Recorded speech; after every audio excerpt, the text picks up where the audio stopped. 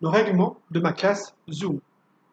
En fait, ce règlement s'inspire simplement par ce qui se passe dans votre classe qu'on va transposer dans une classe Zoom.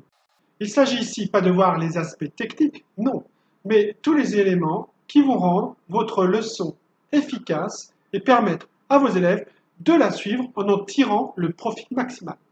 Pour cela, on leur apprend à être responsables et on leur apprend ce qu'on attend d'eux en termes d'attitude. Ça sera un bon moyen de diminuer le stress sur, je dirais, la gestion de tous vos élèves Zoom sur l'écran. Que vous soyez du premier degré ou du second degré. Ce que je vous propose ici, c'est 4 règles fondamentales que l'on peut enseigner facilement d'une manière claire. Car il ne faut jamais oublier un point, si on voit un enfant qui ne sait pas lire, on trouve normal, nous, enseignants, de lui apprendre à lire. Mais si l'élève ne sait pas se comporter, il faudra lui apprendre, lui enseigner à bien se comporter également. C'est aussi notre travail. Écoutez et suivre les consignes de l'adulte en charge. Là déjà, il faudra clarifier qu'est-ce que ça veut dire adulte en charge. Il faudra aussi clarifier ce que ça veut dire écouter et suivre les consignes. Ça veut dire quoi? Leurs repères ne sont pas forcément les mêmes que les vôtres. Il ne s'agit pas pour les plus petits de chercher son meilleur jouet et de le montrer à tout le monde sur Zoom.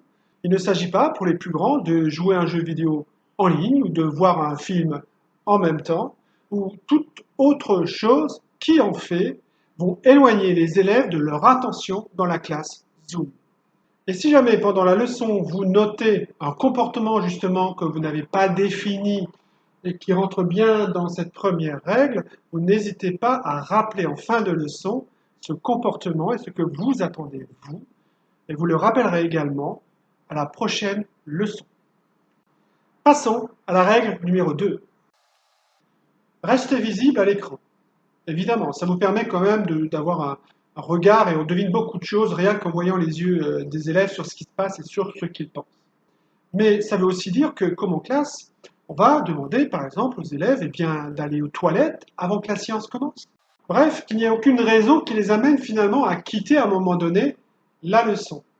En cas d'empêchement que eux considèrent important, finalement, ils peuvent toujours signaler leur urgence en appelant d'une manière numérique l'enseignant, comme nous allons voir plus tard. Rappelez-vous, connaissez également le rythme de vos élèves et en fonction de leur âge.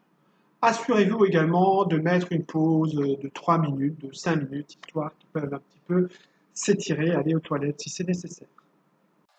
Passons à la règle numéro 3. Rappelez-vous sur la thématique outil l'utilisation du micro.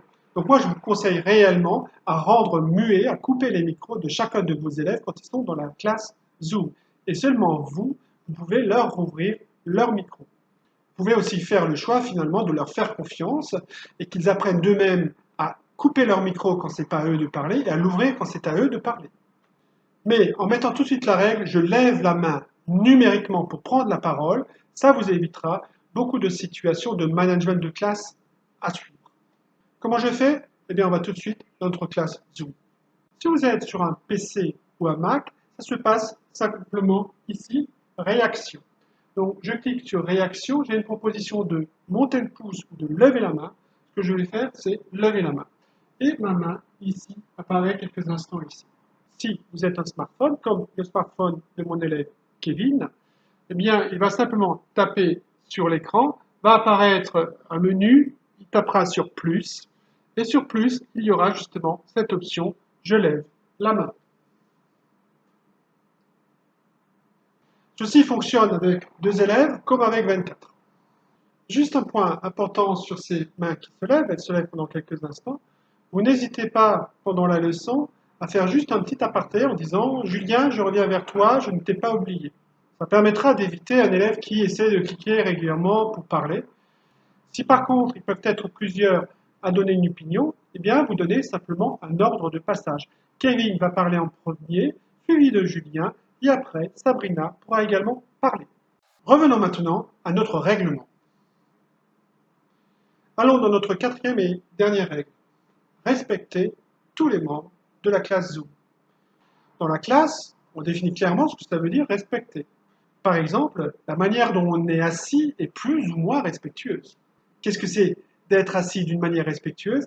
qu'est-ce que c'est de ne pas être assis d'une manière respectueuse? Quel message, toi, tu envoies, élève, en te balançant comme un malade sur ta chaise? Évidemment, la règle numéro 1 peut aussi s'appliquer sur ce genre de situation. Mais quelque part, elle n'inclut pas forcément tout ce qui est de l'ordre du sarcasme, de la moquerie, d'un langage inadapté, voire du harcèlement d'ordre psychologique qui peut quand même arriver avec la voix. Les élèves doivent apprendre que la politesse, par exemple, le respect, la politesse, fait partie des règles de la société pour qu'on puisse bien vivre ensemble également dans une classe Zoom. Cela va demander donc une attitude basée quand même sur la patience, la gentillesse et l'écoute. La meilleure manière de l'expliciter sur Zoom, c'est de faire des contre-exemples, d'une certaine manière. Vous pouvez faire des contre-exemples. Par exemple, dans l'attitude, encore. Bref, avec une certaine dose d'humour, on arrive à faire passer ce message, mais on n'oublie pas que derrière, il y aura les conséquences si on n'applique pas ces 4 règles. Mais juste pour conclure sur cette capsule vidéo sur la thématique du règlement, il faut avant tout bien s'assurer avant de démarrer une classe que votre règlement de la salle Zoom soit bien compris. Deuxièmement, rappelez régulièrement et de manière explicite vos attentes et pensez à faire des pauses.